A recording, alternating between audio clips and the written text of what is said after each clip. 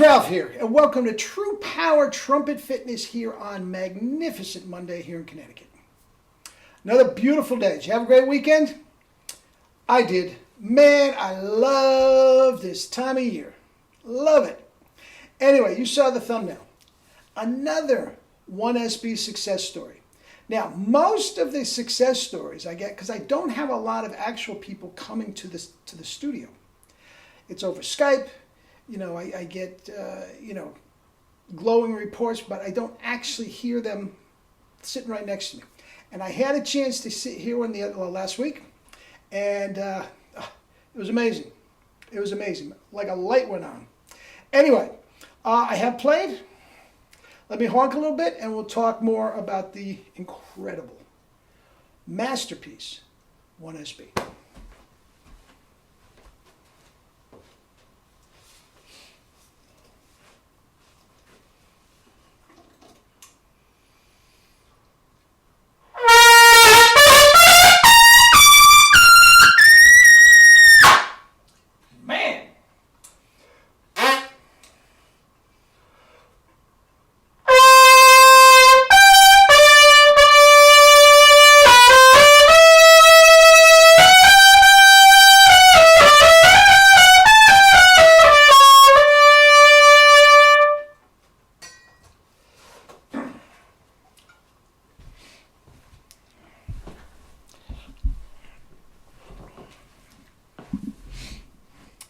Anyway, usually it's double C's and Arbin. Every once in a while we throw in a little double C and Wagner. Anyway, that is one of my favorite pieces. That is the trumpet solo from the Prelude of Die Meistersinger by Wagner. As you know, starting with Mel, I had very definite background in the opera, okay? Eileen Farrell was my cousin. My father was a singer. Mel, I always loved the opera. And the fact of the matter is, my ideal job was to replace Mel. Fell short. I did have, the North Carolina Opera, subbed at the Met and all that other stuff, but I love opera. And I'll tell you what, I don't know why I have Mel on the brain lately, but I've been talking about him a lot with students and everything like this. I don't know why. But I'll tell you what, man. You have not lived until you have heard, it's too late now, Mel Broyles. It's not even Mel Broyles. It was the Metropolitan Orchestra playing Die Meistersingers. Now, yes, there is an incidental solo in the middle of it, but for the most part, it is the ultimate in brass ensemble playing, and it is gorgeous. And to rephrase what I said, you haven't lived until you've heard the Met Orchestra play that. And that was an incredible brass section and a great orchestra. Probably at that time might have even been better than the New York Philharmonic. But anyway, we're getting off from that subject. But between my lessons there, between the backstage passes I got from Mel, going in and sitting in on rehearsals and all this sort of stuff, I was over there a lot. And I heard some incredible stuff in different venues, not necessarily a performance, but, rehearsals and all this sort of stuff. And I'll tell you what, man. Mark Gould, his assistant principal, does a thing on one of the channels that says you haven't lived until you've heard him play Strauss. And I agree with that. But, man, he killed Wagner. Oh, he killed Wagner. And to hear that orchestra just play with dum da da dum ba da dum, I mean the grandeur and the passion. Oh my God, you can see Wagner, you can see Hitler. I mean, it was just an incredible musical experience. Anyway, I'm getting way ahead of myself. We're talking about 1SB. And as I told you, guys, I get dozens, hundreds, and I've sold a lot of mouthpieces in the last several years, of glowing reports from the 1SB. And I got a call from somebody that lived here in Connecticut. He was a comeback player, an older gentleman, about my age, an older gentleman, not very advanced, but loves playing trumpet, loved jazz and all this sort of stuff, and never really got his chops together, ever. He said, I'm paraphrasing, but his words, I'm just so sick of this Bach mouthpiece crap. And he had a 3C, he had a 7C, and he had all these Bach mouthpieces. I can't play them. He says, I stumbled over your videos. Actually saw one of your anti-Bach mouthpieces videos, and I said, well, I've got to give it a chance. So he came over and he literally sat here. Okay?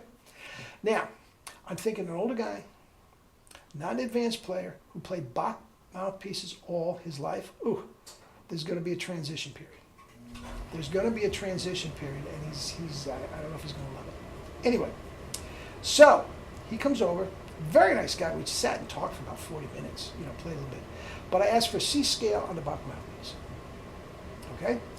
I had sent him a book, True Power to the Max, and we went over the relax the corners, tongue, whole 9 yards. Okay? We had him spit buzz before he played another note, and then I had him go back and play the C scale again, with the spit buzzing and all that sort of stuff, the C scale again on the Bach mouthpiece. It sounded better. Okay? And I noticed while he's playing it, his corners were naturally not that tight, and he was not overblown. He's not a slam bam kind of guy. Okay? So anyway, so here we go. So I spit buzzed, gave him the 1SB, and had the 1SC and the 1SS in reserve, in case he wasn't thrilled with it. The 1SB, and I'll tell you what, I said, play that C scale again. You would not believe the difference. While he's playing he was literally startled to the difference in the sound. And he wasn't even that adept on the True Power system. Okay? And he goes up easy as can be with a beautiful sound. C, D, F, G, G on top of the stuff, A, G, A, G. I mean, it was absolutely startling, the difference. Okay? And we played a couple Clark things, ba-da-dee-da-da-da-da, all that sort of thing. We played a couple more scales and all this sort of stuff. Remember, he wasn't taking a lesson. He was just coming to try out and buy a mouthpiece. Okay? So anyway, we're talking about politics to our daughters and kids and, the snowstorm and all this sort of stuff. Very nice guy. All the while, we're intertwining some scales and all this sort of stuff. And finally I said, okay, he's about to leave, pays me cash. And he goes, okay. And I said, before you leave, humor me. Take out your Bach 3C again. Let me hear what it sounds like. It was so bad. It was at least a quarter tone flat. It was dead tone, straining to get. It was. He says, you're absolutely right. They're good for nothing more than paperweights. Now, again, this is a guy who played Bach mouthpieces all his life. Luckily, he was not overblowing and not stretching. So he had a very, very easy transition to the 1SB. A lot of people have trouble.